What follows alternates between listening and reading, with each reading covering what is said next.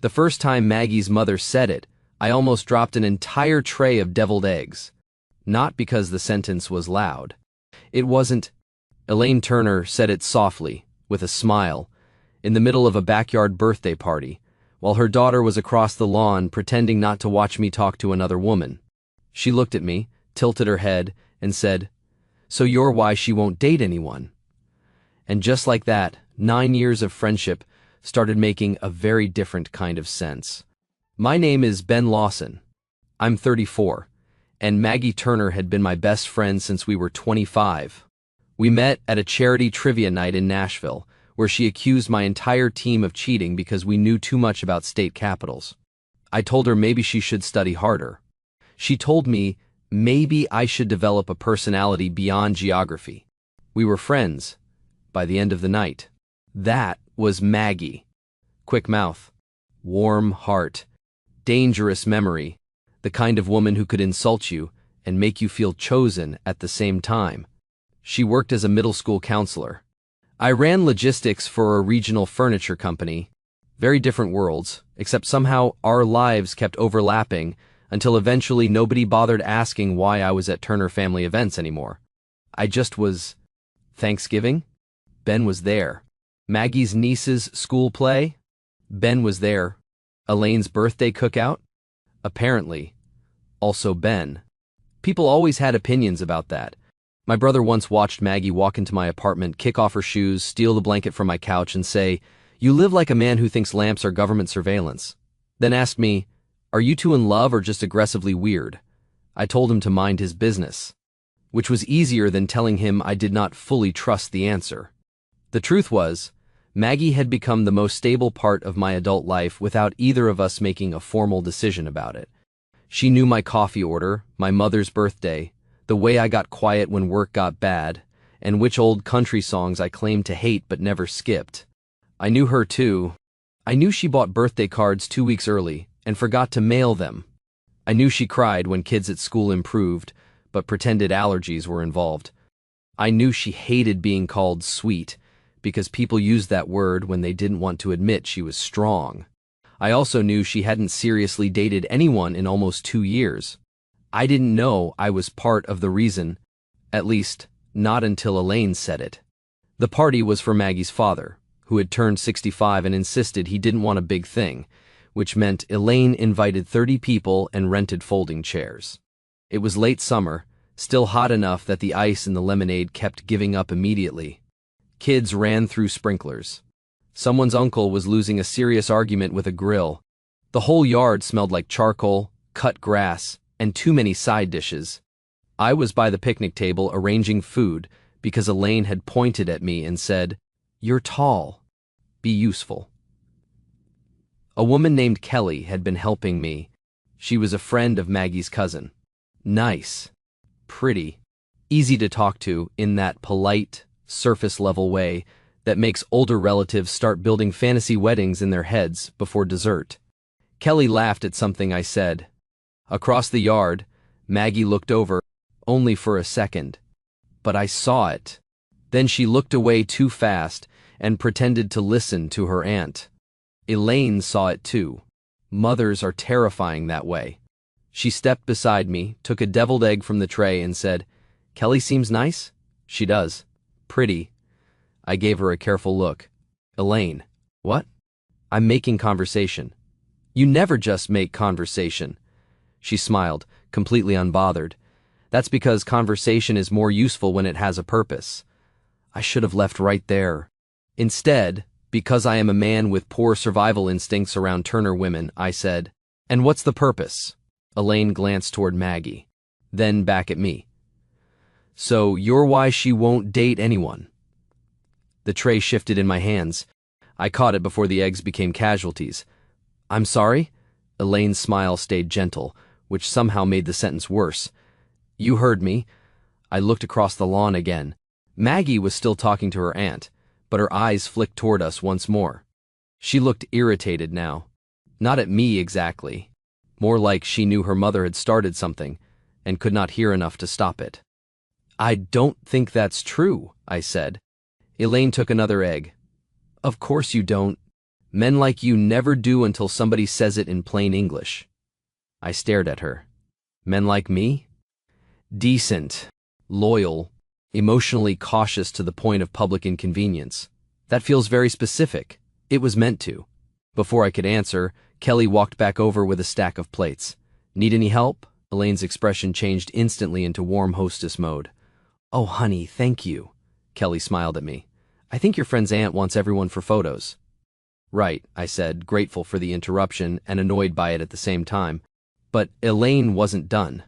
As Kelly stepped away, Elaine leaned closer and said, still softly, Ask yourself why my daughter looks at every woman near you like she's being asked to applaud her own replacement. Then she walked off. Just left me there, with deviled eggs, a plastic tablecloth, and a sentence I could not put back where it came from.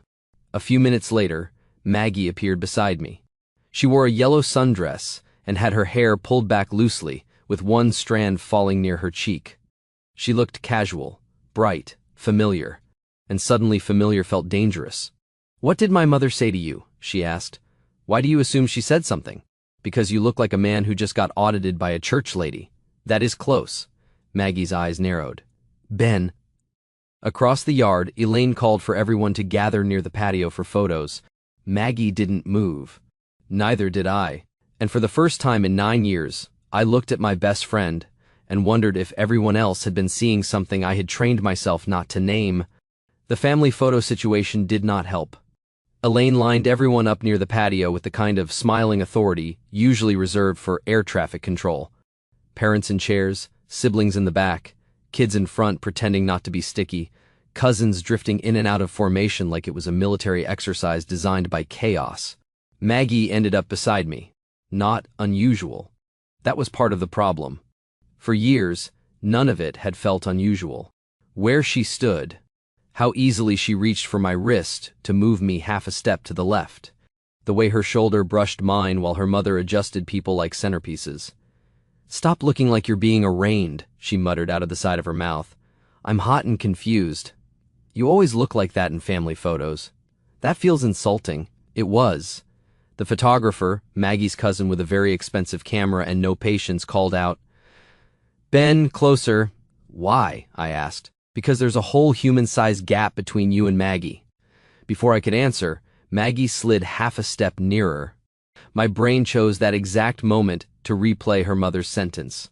Ask yourself why my daughter looks at every woman near you like she's being asked to applaud her own replacement. I went still. Maggie noticed immediately. Are you okay? She asked, quieter now. Fine. That was a suspiciously short lie. The camera flashed before I could answer. After the photos, the party broke back into smaller pieces. Her father went back to the grill.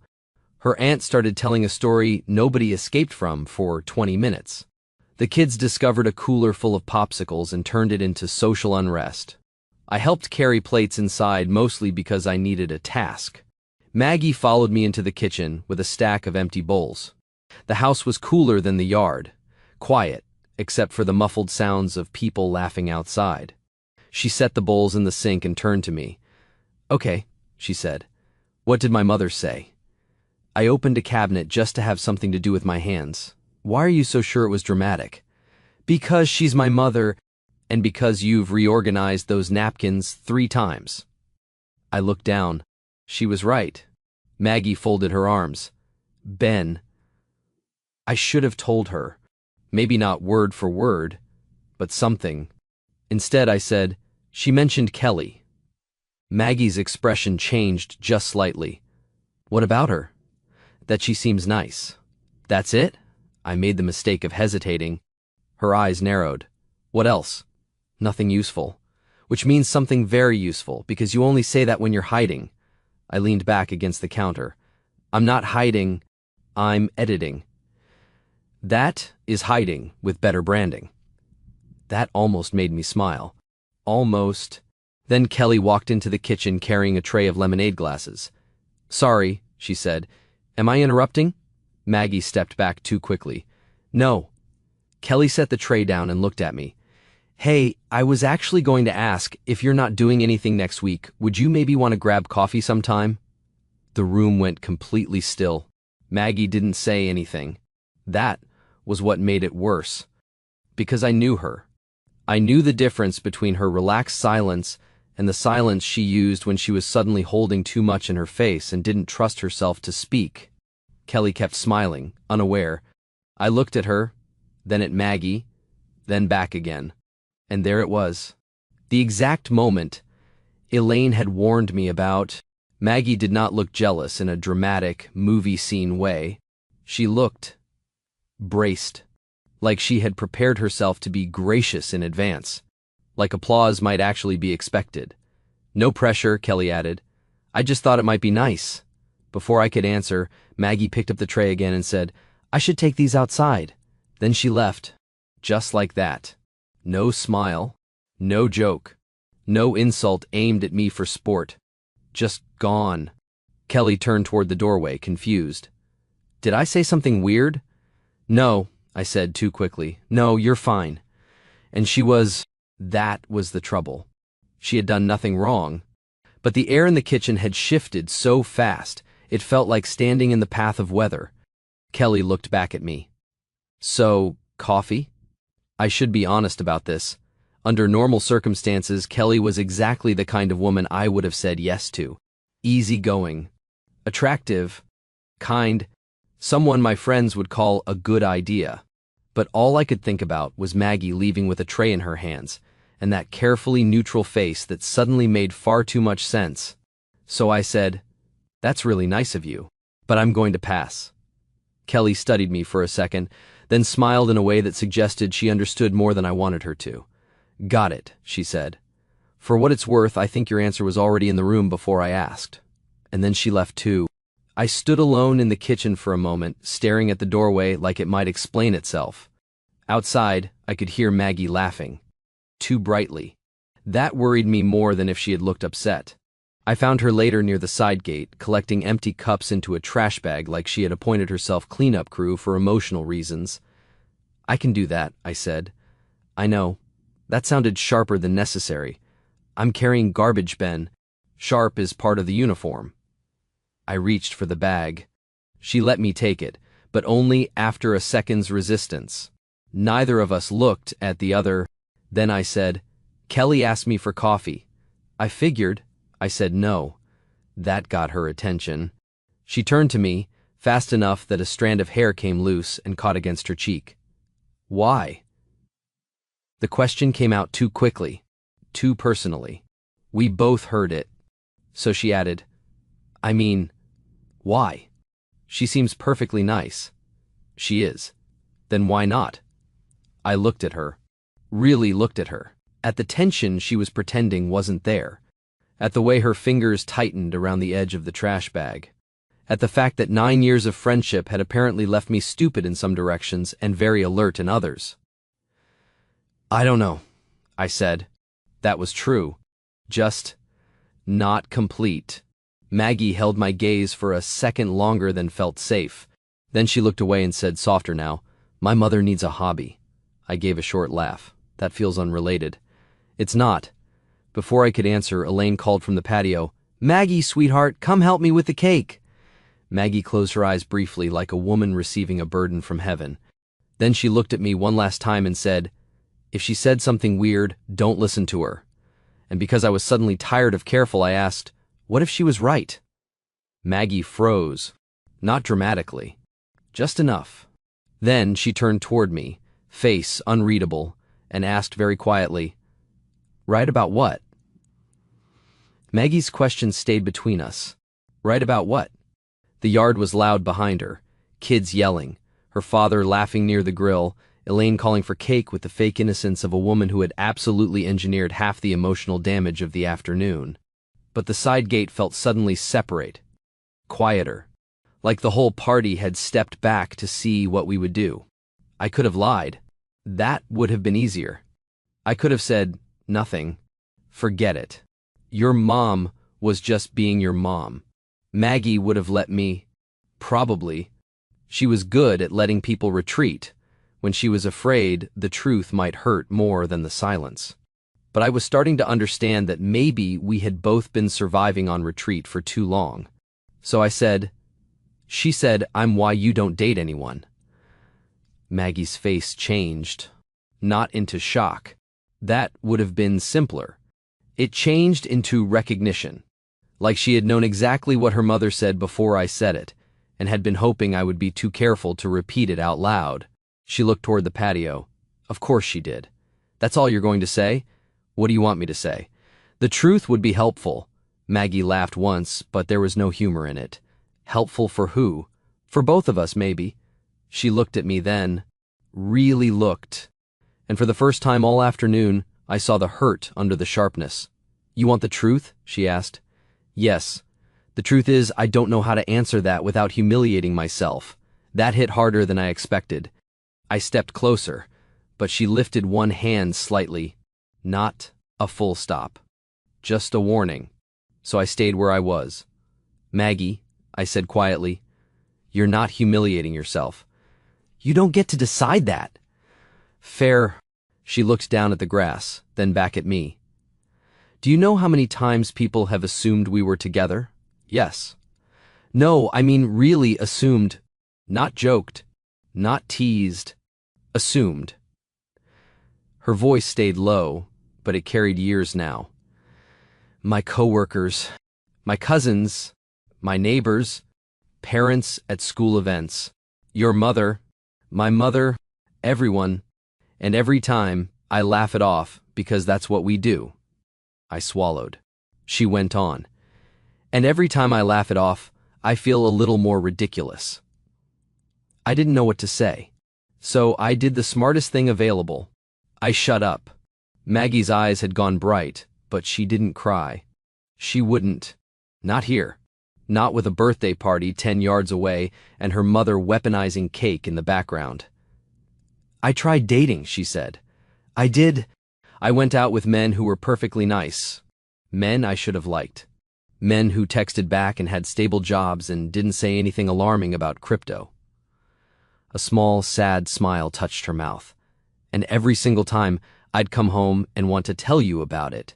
Not because the date was good, because talking to you afterward was better. That sentence landed clean through me. Maggie, no, let me finish before I pretend I didn't say it. She took a breath. I stopped dating because it felt dishonest. Not to them. To me. I was sitting across from these men comparing every laugh, every silence, every small kindness to someone who had already become the standard without asking to be. The yard noise blurred behind us. I thought about every woman I had almost dated. Every time I had found a reason not to follow through. Every time a conversation had been perfectly pleasant and somehow empty, because it did not feel like Maggie leaning against my kitchen counter insulting my lamps. Maybe Elaine had not only exposed Maggie, maybe she had exposed both of us. I said, I told Kelly no. Maggie's mouth tightened. You said that already. I'm saying it again because I need to understand why I didn't even have to think about it. She looked at me sharply. I kept going before I could lose my nerve. She was nice, pretty, easy to talk to. There was nothing wrong with her. I held Maggie's eyes. And all I could think was that saying yes would feel like lying in front of you. Maggie went very still. That was the first time I saw hope reach her face before fear could stop it. Then she whispered, Ben, don't say things like that unless you mean them. I know. No, you don't. Her voice shook just slightly. You can survive being careful. I can't survive almost anymore. That was the sentence. Not her mother's. Not Kelly's. Hers. The one that finally made everything unavoidable. From the patio, Elaine called again. Cake is happening with or without you two. Maggie closed her eyes. I am going to move to a country without mothers. I almost laughed. Then I said, come with me. Her eyes opened.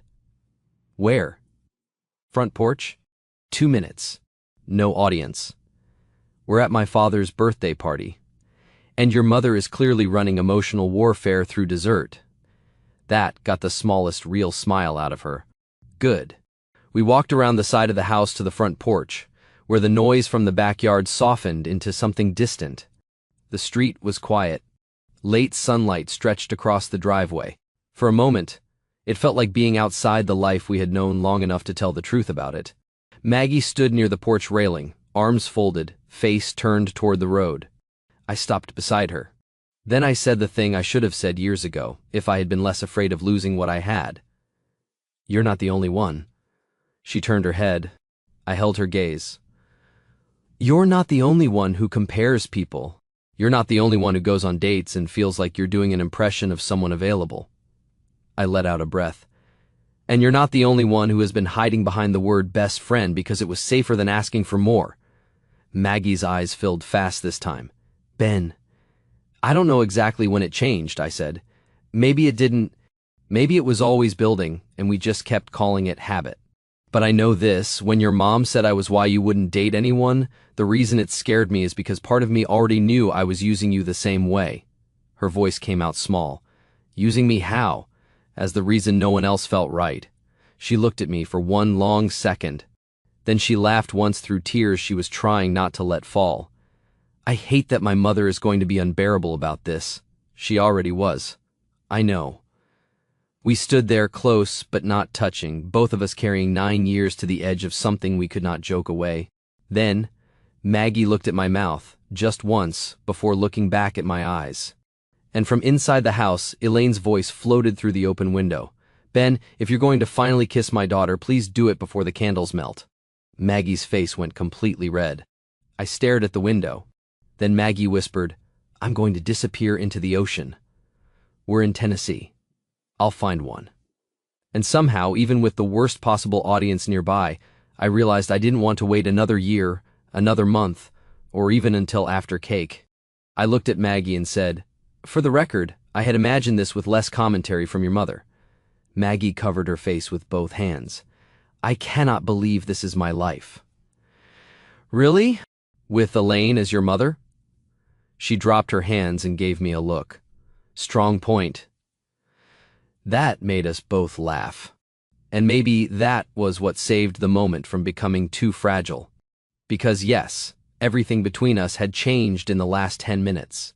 Yes, my heart was beating like I had just stepped off a roof. Yes, Maggie was standing close enough that all the old rules between us suddenly looked paper thin. But it was still us. We could still laugh. We could still find each other inside the panic. Maggie looked toward the open window, then back at me. "She's listening. Probably. My whole family is probably listening. Almost certainly. That makes this impossible." I looked at her for one long second. "No," I said. "It makes it imperfect." Her expression changed. That landed somewhere real. Because we had spent years waiting for a perfect version of this, hadn't we? One without family noise, or bad timing, or fear, or consequences. One where nobody could get hurt and nothing awkward could happen afterward. That version had never come. Maybe it never does. I stepped closer. "Maggie, if you don't want this right now, say so. We can go eat cake and pretend your mother didn't just violate several emotional privacy laws." A shaky smile touched her mouth. "But if the only reason we're waiting is because this moment is messy," I said, "then I'm done letting messy stop us." She looked at me like the words had removed the last excuse she was still trying to hold. Then she whispered, "I don't want to wait." That was enough. I touched her face gently, giving her one final second to change her mind. She didn't, so I kissed her. Not wildly, not like a movie version of 9 years finally crashing open. It was softer than that. Warmer, more careful. The kind of kiss that felt less like starting something new and more like telling the truth about something that had already been living there for a long time. Maggie's hand came up to my wrist. Then she smiled against my mouth. I pulled back just enough to look at her. What? She's definitely watching. I glanced toward the window. The curtain moved. Barely. Maggie pointed. "Mom." From inside, Elaine called. "I saw nothing." "I am a respectful woman." Maggie closed her eyes. "She is a criminal." I laughed, and this time Maggie did too. Real laughter. The kind that made her lean into me for half a second, like her body had finally accepted that it was allowed.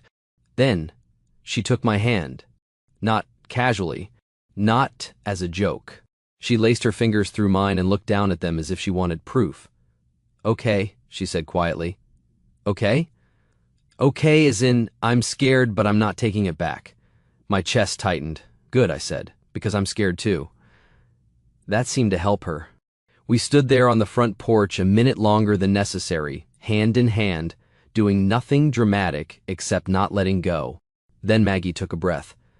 "We should go back before she starts narrating." Too late, probably. When we walked into the backyard, everyone behaved terribly. Not cruelly, just terribly. Her cousin immediately looked at our hands and dropped a stack of paper plates.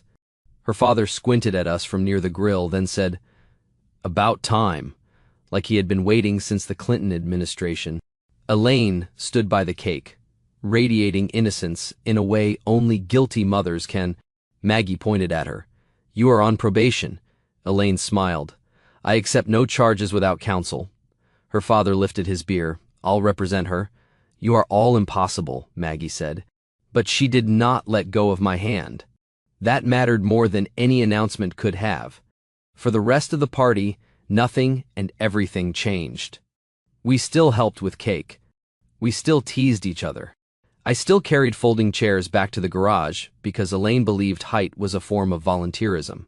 But now Maggie would glance at me and smile like we were sharing a secret that everyone already knew.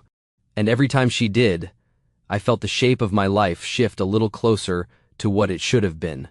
That night, after the party ended, I walked her to her car. The driveway was quiet now. Paper lanterns moved softly in the late summer air. The house behind us glowed warm and messy with family cleanup. Maggie leaned against her driver's door and looked at me.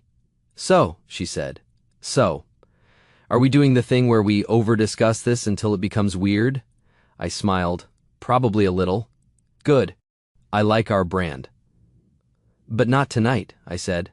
Her eyebrows lifted. "Tonight," I said, "I'm asking you on a real date." Her face softened. "A real date?" "Yes. No family audience. No ambush commentary. No deviled eggs." "That's a shame. They were good." "Maggie," she smiled. "Yes." "Tomorrow?" "Yes." Then she stepped closer and kissed me this time. Quicker than the first one. Less careful. More confident. When she pulled back, she said, "There. Now my mother doesn't get credit for the second one. She'll still take it." "I know." The next day, I picked her up at 6. I had known Maggie for 9 years, but standing on her porch for an actual date made me nervous in a way that felt almost ridiculous. She opened the door in a green dress, saw my face, and smiled like she had just found a new favorite thing. "You're nervous," she said. "I am not. Ben, I am appropriately alert." She laughed and kissed my cheek. "Good. Me too." Dinner was strange for the first 5 minutes. Then, it was not. That was the best part. We had been afraid romance would make us lose the friendship. It didn't. It gave the friendship somewhere honest to go. By the time dessert came, Maggie had stolen half my tiramisu, insulted my wine pronunciation, and held my hand under the table like it was the most natural thing in the world. And maybe it was, because the truth was, nothing important had appeared overnight. It had simply stopped hiding. After that first real date, Maggie and I made one rule. No pretending this was fragile just because it was new. That sounds simple. It wasn't. For 9 years, we had known exactly how to be close without naming it. We knew how to sit shoulder to shoulder on a couch, how to argue over music in the car, how to call each other after bad days, how to show up when something mattered. What we didn't know yet was how to do all of that while also letting ourselves reach for each other on purpose. So we learned. Slowly at first. The first week, we went to dinner twice and acted like teenagers every time our hands touched. The second week, Maggie came over for movie night and fell asleep with her head on my shoulder like she had done 100 times before. Only this time, when she woke up and realized where she was, she didn't pull away or joke too fast. She just looked up at me and whispered, This is better when I don't have to pretend it means nothing. I kissed her forehead and said, yeah, it really is. Elaine, of course, became unbearable. Not in a cruel way. In an Elaine way. The first Sunday dinner after Maggie and I started dating, she placed us side by side at the table, handed me the mashed potatoes and said, Ben, sweetheart, pass these to your girlfriend. Maggie pointed her fork at her. Say girlfriend again like that and I'm leaving. Elaine smiled. Your girlfriend seems tense, Ben. Her father laughed so hard he nearly choked on iced tea, but underneath the teasing, there was relief. From her family, from mine, from our friends, from everyone who had spent years watching us stand right beside the obvious and call it coincidence. 3 months in, Maggie told me the part she had been scared to say out loud. We were sitting in my kitchen, the same kitchen she had mocked for years because I owned exactly one good lamp, and apparently that was a cry for help. She was stirring tea she didn't drink and said, I keep waiting for you to miss the old version of us. I looked at her. The old version? The safer one. She kept her eyes on the mug. The one where if something went wrong, we could still pretend we hadn't risked anything. That one deserved care, so I sat across from her and said, I don't miss it. I'm grateful for it. That version got us here, but I don't want to go back. Her eyes lifted to mine. No? No? I reached across the table and took her hand. I like knowing I can love you without pretending it's just loyalty. That was the first time I said it. Love. Not accidentally. Not under pressure. Not as a joke wearing a nicer shirt. Maggie went completely still. Then her face crumpled into the happiest, most annoyed expression I had ever seen. You cannot just say that while I'm holding tea, she whispered. I can repeat it after you set the mug down. She set it down immediately. So I said it again. I love you. She cried, then laughed, then said, I love you too, you emotionally cautious disaster. That became us. Still teasing. Still familiar. But honest now. A year later, we moved in together. Technically, Maggie moved into my place, but within 2 months my apartment stopped looking like a man was being punished by furniture. She brought books, lamps, framed photos, soft blankets, and one ceramic bowl that served no purpose except, according to her, visual peace. I complained, then I used the blanket every night. She never let me forget it.